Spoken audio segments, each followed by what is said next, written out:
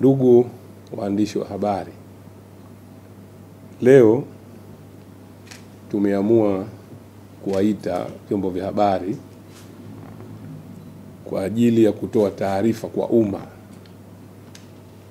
kuhusu baadhi ya mambo ambayo yanayojitokeza hivi sasa hivi katika jamii yetu. Ndugu waandishi wa habari na ndugu wananchi, kama tunavyofahamu, nchi yetu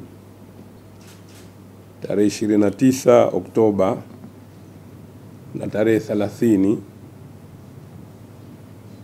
ya Oktoba ya mwaka huu 2025, kwa upande wa Tanzania bara kulitokea vurugu zilizosababisha uvunjifu wa amani na kuathiri maisha ya watu, majeruhi, lakini vile vile na uharibifu wa mali za umma pamoja na za serikali, ikiwemo miundombinu mbalimbali. Natoa pole kwa wananchi wote ambao waliokumbwa na madhara katika matukio hayo yaliyotokea siku ya tarehe 29. Ndugu waandishi wa habari na ndugu wananchi,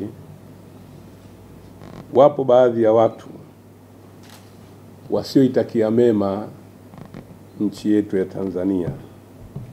Wameendelea kutumia njia mbalimbali ikiwemo mitandao ya kijamii kueneza propaganda hasi na kuvihusisha vikosi vya idara maalum ya Serikali ya Mapinduzi ya Zanzibar katika matukio yaliyojitokeza tarehe 29 na 30 Oktoba mwaka 2025 kwa upande wa Tanzania bara, na kuhamasisha chuki miongoni mwa Watanzania kwa kutaka kuanzisha masuala ya mgawanyiko wa ubaguzi wa kikanda, yani Uzanzibari na Utanganyika, jambo ambalo halina ukweli wowote. Uchochezi huo hauna nia njema kwa nchi yetu, na tusiukubali wala tusiuamini upotoshaji huo. Nikiwa waziri katika afisi ya makamu wa pili wa rais wa Zanzibar, ambaye ninaratibu na kushughulikia masuala ya muungano kwa upande wa Zanzibar, nalithibitishia taifa kwamba hakuna askari wa kikosi cha idara maalum hata mmoja aliyevuka maji kwenda Tanzania bara kwenda kushiriki katika tukio lolote katika matukio yaliyotokea kwa upande wa Tanzania bara. Ndugu waandishi wa habari na ndugu wananchi, tunakumbuka Tanzania kwa muda mrefu imeendelea kuwa na nchi ya amani na ya mfano wa kuigwa hapa duniani. Aina ya muungano uliopo kati ya watu wa Zanzibar na Tanzania bara, kwa muda mrefu pia Tanzania imeendelea kuzilinda tunu za taifa, hususan umoja, amani, mshikamano ulioasisiwa na wazee wetu waasisi wa taifa letu, Mwalimu Julius Kambarage Nyerere na Sheikh Abeid Amani Karume. Kwa msingi huo, na kwa niaba ya Serikali ya Mapinduzi ya Zanzibar, tunapinga vikali vitendo vyote vyenye lengo vya kupotosha misingi ya umoja wetu ambao tumeujenga kwa gharama kubwa. Amani tulionayo na mwingiliano wa kidugu uliojengwa kwa hiari na waasisi wa taifa letu, na kama serikali zote mbili tunawaahidi wananchi kuendelea kulinda amani na mshikamano ambao tumeurithi uliojengwa na waasisi wetu kama nilivyowataja hapo mwanzo, Mwalimu Nyerere na Sheikh Abeid Amani Karume, ambao ndio waasisi wa taifa letu la Jamhuri ya Muungano wa Tanzania. Ndugu wananchi na wanahabari, tunafahamu zipo baadhi ya nchi duniani ziliingia katika michafuko kama hiyo iliyotaka kutokea Tanzania bara kwa kufuata baadhi ya watu wake kupandikizwa chuki kwa kutumia propaganda za kuwagawa wananchi wake kwa misingi ya ukanda, ukabila, udini au itikadi za kisiasa. Tunatoa wito kwenu, hasa waandishi wa habari na jamii yote kwa jumla ya Watanzania, kutokubali kutumiwa vibaya na watu wasioitakia mema Tanzania kwa kueneza taarifa za upotoshaji zinazoweza kulisambaratisha taifa letu. Aidha, natoa wito kwa viongozi wenzangu wa kisiasa, kidini na kimila kukemea suala hili na kuchukua juhudi za dhati na kuhamasisha Watanzania kuendelea na mshikamano, udugu wa damu kati yetu ya Tanzania bara na Zanzibar, sambamba na kudumisha amani na utulivu katika nchi yetu.